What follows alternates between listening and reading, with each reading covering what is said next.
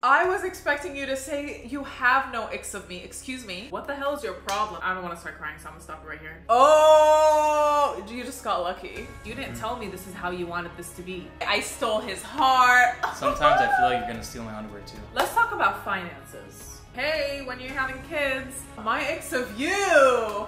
Dun, da, da, da. Hello, you guys. Welcome back to the channel. I cannot believe we are already making this video. I can't believe it's already been 1 year since we've been married. That went by so quick. It literally feels like we just got married a couple months ago. Also, in honor of our 1 year, I just posted our full official wedding video on YouTube. So if you guys missed that, make sure you watch it before this video. I'll have it inserted up here. 12 months late, so it's definitely worth it. Since our wedding was all the way in Lebanon, it took 7 to 8 months for the wedding video to even get to us. It was such a hassle shipping the wedding video to the States. So I was like, you know what, at this point, I'll just post it for our 1 year. I did a poll on my Instagram and I had you guys ask us your questions about our first year of marriage. I thought this is the perfect time to answer all your questions. So we're just gonna get started. Our 1 year is actually tomorrow on July 8th. We're celebrating tonight. We're gonna go to, what is it called? Festival of the Arts. Pageant of the Masters. So it's like an art show in Laguna Beach. This is actually their opening weekend. So very, very excited to see it and have a little date night. We do have to leave in like 20 minutes though. So let's get into these questions. Okay, first question. What were some icks you thought you never had, but turns out you indeed do? I got a good one. I was expecting you to say you have no icks of me. Excuse me. There's not many, but there's one that I just wish I already know what it is. I already know what it is. What do you think? What do you think it is? My sleeping schedule. Actually, that wasn't what it was. What is it? That's one of them though. That's like the biggest one. But she steals all my socks. Oh. She steals everything. Yeah. Except for my underwear. I steal his socks. I steal his jacket. I stole his heart. Sometimes I feel like you're gonna steal my underwear too. Actually, yesterday when you were folding your underwear in the dresser, I was gonna ask you, can I wear that? Okay. My icks of you. Dun, da, da, da. My ick of you is when we're in the car. What is this thing called? The glove. What is the compartment called in the middle? Glove department? No, you guys know the side compartment where you like pull it up in between the passenger seat and the driver's seat. Okay, they know. The little box thing. He always loves to leave his items on there, like his laptop, his water bottle. So when he drives off, it falls all over me. Let me tell you why. Why? Because you take up every cup holder in that car to where I have nowhere to, even on my side, somehow her stuff is in there. Baby, because there's only one cup holder, the other one is for your phone. So how about if we have 2 cup holders, it'll work out. One of our most asked questions, even though I feel like we answered this so many times, is how did you guys meet? I'm sorry if you already heard it a couple times on this channel, but to summarize, he slid in the DMs with the most basic message. He said, nice fit with this emoji, okay? If it was so basic, why did it work? Oh, you just got lucky. It was just timing. I don't believe in luck. It was meant to be. It was just meant to be. My camera died only 1 question into the video, so now we're using the hubby's phone. Anyways, let's move on. Okay, so pretty much he jumped in the DM saying nice fit with this emoji. I was literally wearing ripped jeans and a t-shirt and he hates ripped jeans. So I knew he was just trying to talk to me. I didn't know his intentions at first. I was extremely cold, like literally responding 1-word answers. The polite thing to do is if someone asks you something, you respond and you say, what about you? I wasn't saying, what about you? I like that. Yeah, I guess you like that. that. That's how it should be. Anyways, my sister finds out I'm talking to this Lebanese Muslim guy and she sees his profile and she's like, what the hell is your problem? My sister Ghanwa, the oldest one. She's like, this guy is so cute. He's Lebanese, he's Muslim, he's literally exactly what you need. So she grabs my phone, she starts DMing him for me with like emojis and just being a lot nicer. Anyways, a month into us talking, I swear I feel like a freaking alarm clock because I've repeated this so many times. A month into us talking, we find out my uncle and his dad have been friends for over 25 years. That's when I'm like, huh. I kind of like, you know, I became less cold. And then 2 months into us talking, he lived in California, I lived in Vegas at the time. He comes down to Vegas and it was literally love at first sight. Like I knew he was going to be my husband from the very first night. I think we knew before we even met each other. We did, like but... from the phone calls and FaceTime. Yeah. So we were FaceTiming and talking like pretty much every day in those 2 months. And obviously like he was serious from the start, like from the get-go. He was like, look, I'm like looking to get married. And obviously I wasn't the type of person who would just talk to a guy for the fun of it. Like if we're talking, it's because you have a goal in mind. Yeah, the goal is to end up in marriage. How did you navigate the relationship with your in-laws? What are cultural aspects? Thank you, God, that my in-laws are freaking amazing. Literally, my mother-in-law is like my second mama. Sam's entire family I get along with so well. They're all just like family to me. He gets along so well with my family as well. So we haven't had any issues. And honestly, I feel like finances and in-laws are two of the biggest issues in a marriage. So thankfully, we haven't had to worry about that. There's serious conversations that need to be had if you are having issues with your in-laws. I feel like the husband needs to know when he should step in. I just think that if you have issues in a marriage, you should take care of the issues inside the house, like between you two. Yes. Before going to family, it can just get way worse. Yes, that's a big one. A lot of times in-law issues come up when you start spilling your marriage disagreements and the fights you have with your family, and then that's when like the bickering starts. Not that the family has like bad opinions, yeah. It's just that they're trying to protect you. Yeah, and then it causes more issues. Like usually if you go to your family because you're like, my husband did this, I have an issue with this, instead of like resolving it on your own. Obviously, if it comes to a point where you can't resolve it on your own, then that's when family should step in. Mm-hmm. But not like every argument you go to your family and you're like, hey, he did this or she did this. Then that's going to cause issues, obviously. I think what we do too, if we can't figure it out for ourselves, before we even go into family, we turn to religion. We figure out like, okay, what does the religion say? What does the Quran say? Yeah. And then if we can't figure it out from there, then we can go to family, which we haven't had to do that yet. Yes. So we're good. Next question. Someone asked, what if your marriage doesn't include love?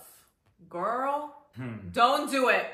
No. Don't do it. Trust me. No matter what the reason you're marrying him for other than love, I personally cannot imagine marrying someone I'm not madly in love with. Like this is someone I'm spending the rest of my life with. There's so many marriages where the girls just marry for security or because the guy like can provide for them, and they are miserable. Like they are miserable with their marriage. A lot of times it just ends up in a divorce. Honestly, when I first met Hassan, I didn't even think of his financial situation, which I mean, I'm not saying you shouldn't. Thankfully, Hassan's financial situation was very good. I promise you guys that wasn't even like the number one thing I was thinking of. I was seeing like, are we gonna connect? Is he a man of God? Do we agree on how we wanna raise our kids? Like those are the main things you should look for. Like, are you madly in love with this person? How I knew Hassan was the one and I wanted to spend the rest of my life with him is because I literally could not imagine life without him. Personally, I would be miserable and would end up in a divorce if I didn't marry for love. Like if you were thinking of money or whatever, security. For me personally, I would rather stay single. Yeah, why waste several years to then get divorced? What's the point? Yeah, and I feel like a lot of girls, like they may feel like they're getting old, so they just want to marry for money or security, but like it's not worth it. It's not worth it. Okay, so someone asked, what were the main struggles? The sleep schedule is a huge deal. Yeah, that's literally the only thing. It's like the only struggle we have. You know, we did a Q&A before our wedding, and the same struggle we had then. It's the same one now. It's the same one. And it's actually gotten worse. But that's a good problem to have. If your biggest struggle in your marriage is not being on the same sleeping schedule, I'll take it. Like, there were honestly no surprises in our marriage. Like, the fact that we can't even think of another struggle is a good that means we're doing it right. But you gotta fix the sleep schedule. I know. She slept at 5 a.m. last night. I was editing the wedding video for our 1-year anniversary. What about like every other night before last night? I mean, 3 a.m., 2:30 a.m., you guys, 4 a.m. I'm a night owl. He's a morning person. When we have kids, I think I'll be forced to become a morning person. For now, let me stay up.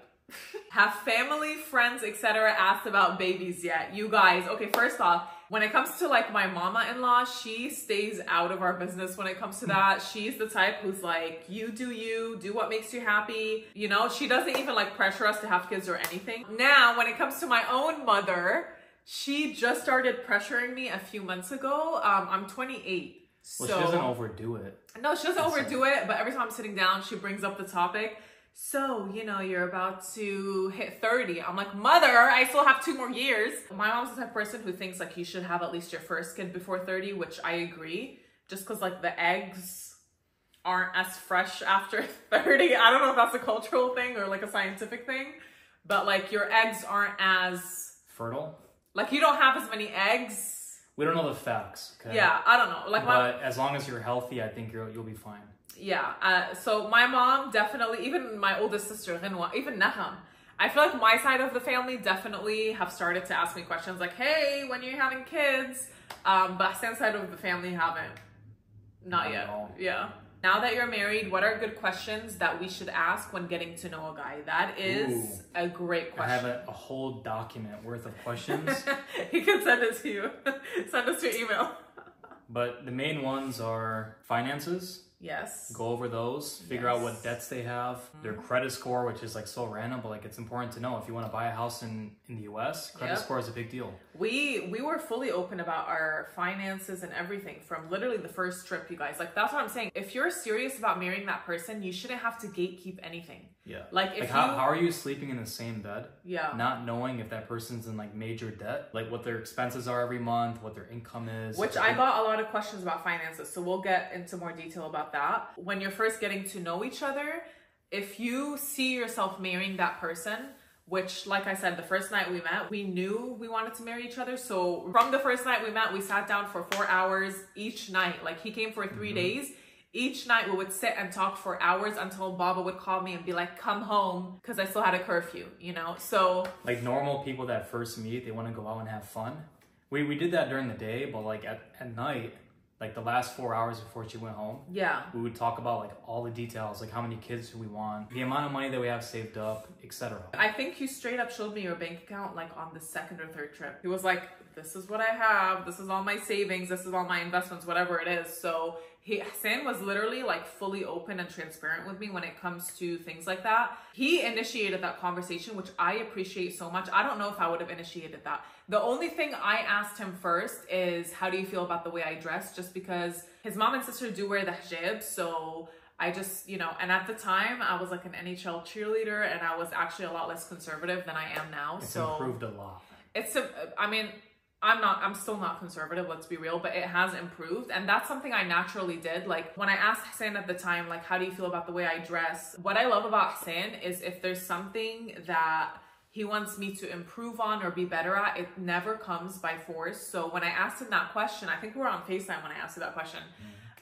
He told me, he's like, look, if you're gonna change something about yourself, do it for God. Like that should be top of mind. Like don't do it for me, don't do it for anyone else. The first night we met, he handed me flowers, he handed me the Quran, and he handed me a note. I think he said something like, I hope God can be the top of mind when it comes to our relationship. I hope God will be top of mind for every decision you make on a daily basis. We talked about how we want to raise our kids. Religion. A big one. Our ex.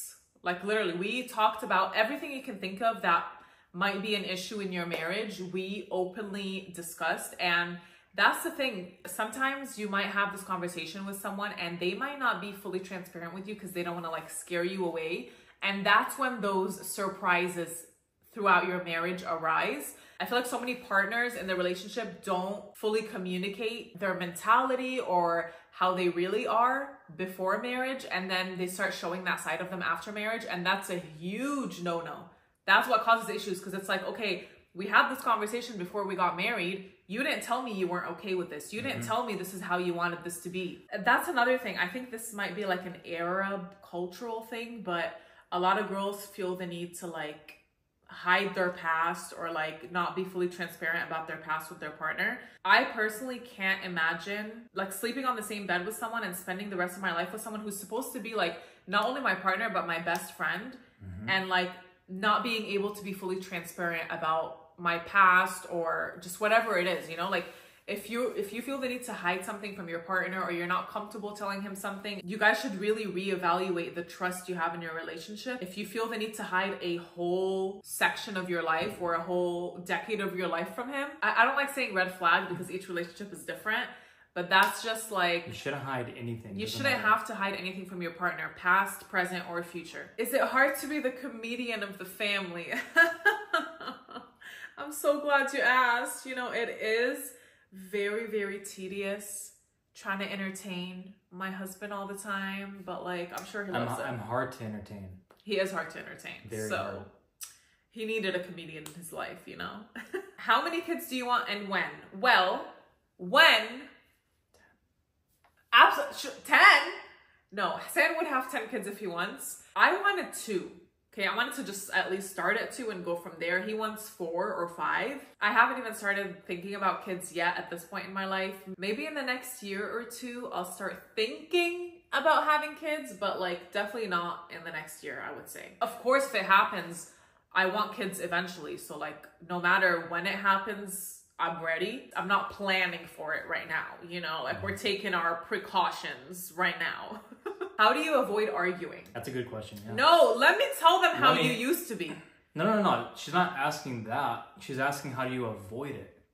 And how you avoid it is communicating. We have a weekly meeting. We do. Where we like talk about where exactly we'll be, what we'll be doing every single day of the week coming up. And that works for us. You guys, we literally do everything together. If you don't know, Hassan has his own stuff going on. Like obviously he has like real estate and his businesses and stuff, but like he also helps a lot with my social media, like whether it's helping with editing or filming my videos. Since we both work from home, we're literally always together and we make sure we're constantly communicating with each other. We also try to differentiate when we're in work mode and when we are in marriage mode, which honestly sometimes gets mushed together. Yeah, we're trying to improve that. We are trying to improve that, yeah. Because I feel like we're always stuck to our computers working. And even though we're always together, it's not the same when you're working together versus when you're having date night or having quality time. So that's another thing I feel like we didn't mention. Like we're always go and working. Yeah, one thing we have to work on is date nights. Yeah. I would say this year we've only had like 4 or 5 date nights. Yeah, honestly.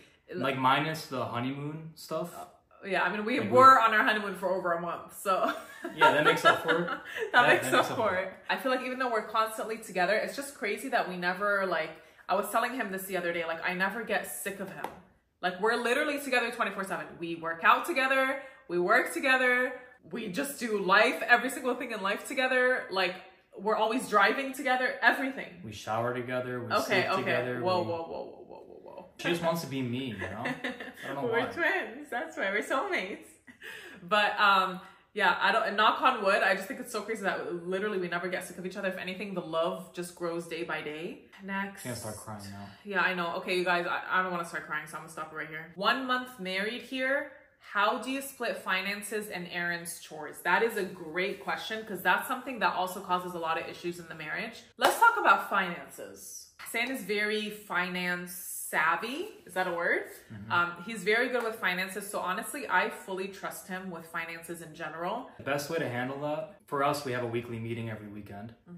And we go over the expenses and also the income that we had the previous week and over the month. Yeah, there's different opinions about this, but we personally have a joint bank account. And that's something he actually brought up and talked about. Before. Obviously, I've had my own bank account since before we got married. We do have a joint bank account, and that's something we talked about again from the very beginning. Like, the only downside of having a joint account is if we try to purchase a gift for each other and you can literally see it. But like he will know if for your birthday I had to purchase through like my Apple Pay and you still was like, what is this? Like you saw it. So yeah, that's the only thing. I feel like culturally a lot of women feel the need to like hide their finances from their partner in order to like protect themselves. But it's like, if you fully trust your partner, you shouldn't feel the need to like hide money from him. Yeah, it goes back to like, if you're sleeping in the same bed, how do you have separation in finances and everything? Like everything should be joint. Marriage means like coming together. Yeah, exactly. Especially when you have kids and stuff. Like I just don't see the point in hiding your finances from your partner or like having split bank accounts to where he doesn't know what your finances are. What if your partner is going into debt? Like, you know, that's a whole other problem on its own. Like you need to know, you're living together, you need to know how your finances are. You need to be able to at least be able to like see each other's bank accounts and know what's going on. Think of the word marriage as merge. Maybe that's where the word came from. Yeah, true. And then when it comes to like errands and chores, I would like to thank my mother-in-law for raising this man, because this man helps me with everything. Since we both work, it's one thing if you stay at home and the husband's like working hours and hours a day, then I understand how you would like pick up a lot more of the chores and the houseworks and the errands. But since we both work, we both split the chores and errands equally as well. What helps us a lot with chores is we find things to do that the other person hates. For example, I hate mopping, he hates doing dishes. So like, usually I try to do the dishes and he always tries to mop. So just splitting the house chores, just finding like one day out of the week to do chores together. We usually try to do chores together as well because it's more fun that way. If you're both working, you both should be contributing. Yeah. To different tasks. Yeah, if you're both working, you both should be putting just as much work in the chores when it comes to cleaning, cooking, errands, whatever it is. That's another thing you guys can like talk about with your partner before you get married. I feel like we didn't really talk about that. Like I wasn't like, so how are you gonna do chores around the house? You can usually like gauge if the other person's gonna be like a lazy person. Yeah. That doesn't want to do certain things around the house. Yeah. That's something to bring up. I mean, I feel like it is hard though to like, you don't really know how someone is until you live with them. Like, I feel like that's when like, you can talk about your expectations as much as you want. But honestly, at that point, it's like luck. Like I got lucky. Yeah, you just gotta do the best you can to like talk about every single detail possible before living with that person. Yeah, and like please... And that's what we did. Like we talked for hours. Yeah. And days about like months. The most like the smallest stuff to try to figure out what type of person she is and what type of person I am. And of course, like we were actually long distance for the first year and a half. And my goal, I told Hassan, like before you propose, like let's make sure we live in the same area for a few months because I just wanted to like hang out in person a lot more just to see each other's habits and try to at least like, obviously it's different when you start living together. You want to see if that person like annoys the shit out of you. At the end of the day, you don't fully know a person's habits until you're actually living with them. But if you're fully transparent about all your expectations, I feel like there shouldn't be any surprises. You guys, it's all about compromise. Like not everything in a marriage is going to happen the way you wanted it to or the way he wants it to.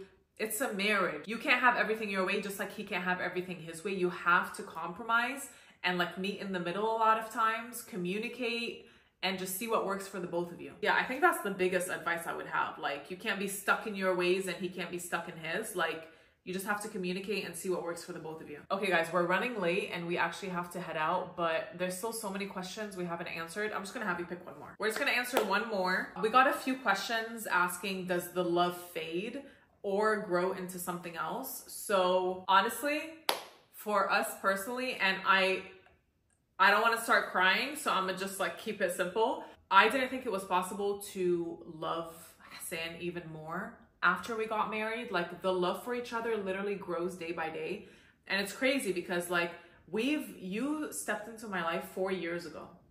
July 7, 2020 is his first DM. So it's literally been 4 years. It does not feel like it's been 4 years since we've started talking and started just entering each other's lives. We're still in the honeymoon phase till today. Like till today, we're like, holy crap. Like I can't believe I married my soulmate, you know? And like, I feel like I'm so dependent on Hassan. Like I literally cannot imagine my life without him. And like, I don't even know what life was before him. Like it just feels like, I'm gonna start crying. No, I don't want to start crying. You know, but a lot of people are against dependency.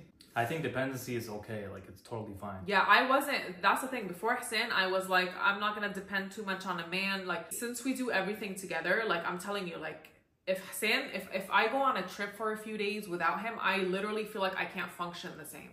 Like, that's how reliant we are on each other. And I feel like if you are with the right partner and you're with your soulmate, that's how it should be. That's what a partner is there for, to like help you in everything, to be your rock, to be someone you can lean on and depend on and trust. What else do you guys say? What was the question? You just started crying. I just lost my mind there. Tell me, does the love fade? Absolutely not. I feel like I asked him like a few months after the wedding, I would ask him like, do you still love me the same way you used to? And like, he always says, I love you even more now. Like maybe in 10 years, the love fades into like caring towards one another more than like that honeymoon love. But as of right now, 1 year into the marriage, 4 years into being in each other's lives, the love just grew for us. It continues to grow and we still feel like we're in the honeymoon phase. If I tried to think of the reason why the love gets better over time, the reason why is if that person is growing in the marriage and individually, Yeah. Like you start seeing new habits that like she's improving herself. So then you want to love her even more. Ooh. So like the habits that she had and who she is as a person improves over time. That just makes my love like increase over time as well. Yeah, you guys, I went to dinner with my sister and a couple of friends a few weeks ago. My sister was literally telling them how much I grew as a person and like how much I changed for the better after marrying Hassan. Like I just feel like I'm a lot calmer as a person. I don't freak out as easily. You're a woman now. Yeah, I just feel like every aspect of my life has improved. Like marriage can really make or break you as a person. It can turn you into a very negative person and have like very negative effects on you, or it can do the opposite. It can make you grow as a person, become better in every aspect. Choosing the right partner is one of the most important things you can do in your life, because they can literally make or break you. And like, I'm so thankful that our marriage just makes us better people individually, and just we're a lot happier together, and like we depend on each other and love each other. Yeah. That's it. Marriage amplifies who you really are. Yeah, exactly. Like if you're like a crappy person going into the marriage, you're gonna be even worse in marriage. Like that person really can't change the negative sides of you. Yeah. Good thing is she is super positive, like really like outgoing, upbeat, positive person. And Hassan is a man of God. I think that's one of the biggest things I was looking for. Like, I feel like I'm answering all your questions now. Like, what do you love most about each other? We're answering all that. We're just keep it going. Hassan is a man of God. I feel like when you have God by your side. Yeah, like I feel like when you have God and your faith in your relationship, that at the end of the day is like the core. It holds it down. Yeah, it holds everything together. Because that's something like, if you are arguing or having issues, that's something you fall back on. How we said earlier, like you can't solve the issues between the two of you. Yeah. Fall back on their religion. Yeah. I'd say those are the biggest things that are making our marriage successful. One is our faith. I made sure to look for someone who is a man of God. For example, I'm personally not comfortable with my husband being the party type who would always go out and get drunk and go to bars, and I just feel like that leads to a lot of other things. If you're comfortable with that, you do you. Two, you have to be willing to compromise. Like you need to let your ego down. There are so many things we've worked and greatly improved on. For example, like in the past, I wanted to mention this. In the past, when we would argue before we got married, Hassan was the type of person that's like, look, I'm gonna give you space and I'm gonna just disappear for a couple days. So like as a girl. It wasn't that bad. Yes, it was, baby. Yes, it was. Like, well, there's things that she's improved on. Yeah, too. of course. Like, you know, she likes to keep socks, my socks. Okay, that's not as important. You already talked about that. That she wore around the house, but it's been minimized. It's like, it's been decreasing over time, which is insane. Your socks? Yeah. There's some in the laundry. Listen, let me finish my thought. No, this is serious. So this is like an actual thing. In the past, if we would get into disagreements, this is when we were still getting to know each other. Like Hassan would just like disappear and like not talk to me for a couple days. We were long distance, that's why. Yeah, which made it worse. Exactly. Like as a girl, I would call, but then she would turn off her phone. No, like the last thing a girl wants if she's upset is for the guy to just give her space and disappear. I know that better than anyone. Yeah, now you do. Now you do. In the past, you didn't. So that's because you turned off your phone so many times. Fly out to Vegas and knock on my door. That's what I expect. This is not like Shakespeare type stuff, like or what is it called? Romeo and Juliet. But now, if we were to get into disagreements, Hassan is actually the first one to be like, let's sit down, we're gonna talk about it, we're gonna have a meeting, and let's discuss this. So that's just an example of like how you need to compromise. Like if you know someone's not okay with something or it's an ick for them, like try your best to improve it. Those are all the questions we can get to today. There's still so many questions that we haven't answered, but I feel like we got a good overview. Good. We'll give you guys an update within every year. Every year we'll do a new YouTube video. It might be like a monthly thing, who knows. Thank you guys so much for watching. I hope you enjoyed this video. Make sure to like and subscribe, and we will see you later. Bye. Off to date night.